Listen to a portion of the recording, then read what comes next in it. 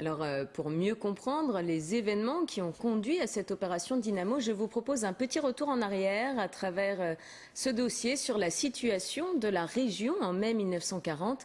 Il y a 70 ans, l'Allemagne attaquait par surprise la Belgique et les Pays-Bas. Les Français qui allaient à leur secours tombaient alors dans le piège nazi. Gonzague Van Damme, Sébastien Gurac. Ils sont dépendus, les Français grands, enfin, attention. Hein. Il y a des coins à savarder. Hein. Le 10 mai 1940, les Allemands attaquent par surprise la Belgique et les Pays-Bas. Les meilleures troupes françaises se précipitent à leur rencontre. À 22 ans, André Boutoual est artilleur. Il se souvient de ses premiers combats. À Namur, là ils ont pris une drôle de déjeuner, les Allemands. Là. Ah, surtout par l'artillerie. Hein. Les chars français se sacrifient et remportent une victoire qui stoppe l'avancée allemande. L'état-major français pense maîtriser le terrain, mais il est tombé dans le piège tendu par Hitler. Le drame va se jouer dans les Ardennes. La frontière n'y est pas fortifiée, le commandement français estime que les forêts et les rivières empêcheront le passage des panzers. Les Allemands jouent donc un coup de poker et la guerre éclair commence par 250 km de bouchons du Rhin à la Meuse. Les avions d'observation français signalent ces mouvements, l'état-major n'en tient pas compte et laisse passer l'armée allemande. Ils n'ont pas cru aux renseignements par l'aviation, renseignements aériens. Ils ont dit c'est pas vrai, ils ne peuvent pas être là. Quand ils les annonçaient à quelques kilomètres de Floing, c'est pas vrai, c'est pas possible.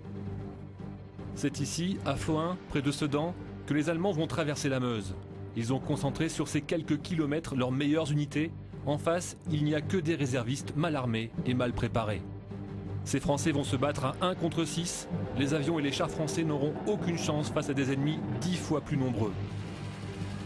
En 5 jours, le front est enfoncé. Les troupes françaises, imprudemment éparpillées de la Suisse à la Hollande, ne peuvent pas contre-attaquer. Jérémy Brunet avait 24 ans. Il se rappelle de combats désespérés.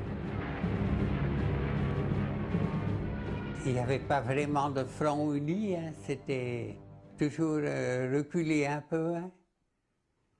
Et de nouveaux combats à pied. Et 1 heure ou 2 et puis reculer ensuite. Et si les côtés, les Allemands avançaient aussi, hein, pour ne pas se faire encercler, il fallait reculer toujours.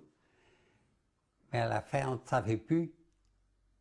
C'était coupé. Ils avaient coupé de leur côté, on ne pouvait plus aller dans le bas de la France. Hein. Les Stuka, ils ne faisaient pas grand dégâts, vous savez. Il y avait des petits trous sur les routes. Mais ils avaient des sirènes, ils venaient fous avec ça. Puis alors ils piquaient là. Les Allemands atteignent la mer, prenant en piège près d'1 million de soldats alliés. Jérémy Brunet et André Boutoual seront faits prisonniers. Malgré la situation désespérée, les combats restent acharnés.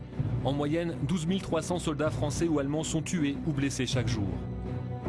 Le 24 mai, l'impensable arrive. Hitler ordonne aux Panzers de stopper leur progression à 20 km de Dunkerque. Ils se privent d'une victoire totale et 70 ans plus tard, cette décision demeure une énigme.